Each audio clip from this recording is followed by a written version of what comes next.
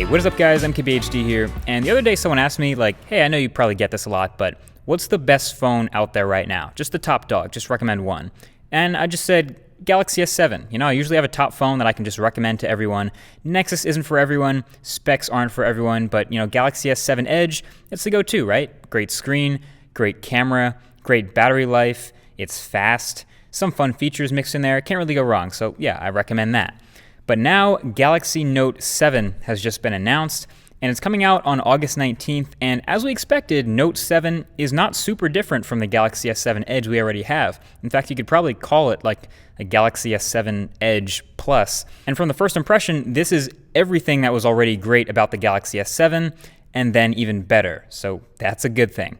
Now, first of all, just to get it out the way, what happened to the Note 6? I don't really know, but with the Edge, this is technically the 7th Note, plus it just kind of lines up better with the Galaxy S7. So this phone takes all that's great about the Galaxy S7 Edge and adds all that's great about the Note series.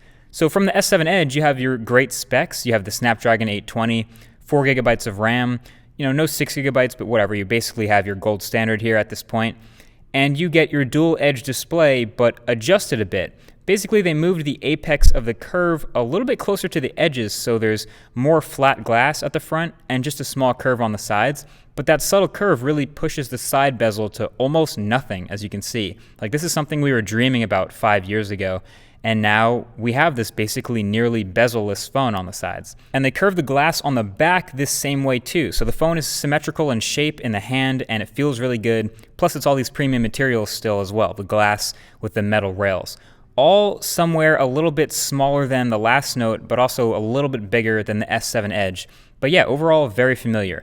You also get the same exact camera from the Galaxy S7, the 12 megapixel f1.7 shooter with optical image stabilization and super quick autofocus. That's all still good, and I'm not even mad that it's not a new camera. This one is already extremely good at both photos and videos, and it might already be the best low light shooter in any smartphone, so I'll take that. And then you get the expandable microSD card storage up to 256 gigabytes. That's also from the Galaxy S7. And it's also now fully IP68 waterproof like the Galaxy S7, and even the Stylus is waterproof too, so no need to worry about dropping it in water or even using it in the rain or anything like that. Now from the Note line, of course, you bring in the bigger size, so the bigger display. It's now your 5.7-inch Quad HD Samsung Super AMOLED display, and from first impressions, it's super lit. And you get the larger battery as well. It's a 3,500 milliamp hour battery in this bigger phone. And then it wouldn't be a Note without all the added S Pen features. So of course the S Pen is improved again this year. Like I said, it's also waterproof, and now it's even more sensitive and has a couple new features. My favorite, just from the time I played around with it, is the GIF capture, which literally just lets you screen capture any portion of your screen quickly and save it immediately as a GIF. GIF. It's super convenient, and it might be the most underrated feature that nobody's talking about. I haven't always been a big stylus guy, honestly. I usually try to give it a chance at first, but then gradually use it less and less. But when they add convenience features like this, it makes me want to give it another shot. Also, I almost tried to stick the S Pen in reverse just to see if it would get stuck again, but no, I'm going to let someone else try that. Anyway, so you have this Frankenstein combination of the two best phones Samsung makes, plus a couple of extra features on top. Fast wireless charging is still here, and it works with this sort of a Motomod-like accessory where you snap on a battery back on the back of the phone and it wireless charges, so it doesn't even need any pins. Another thing is they finally switched over to USB Type-C. So this is the first USB-C phone Samsung has ever made. Still has fast charging. It might be a sign of them starting to shift over all their flagships to USB-C in the future.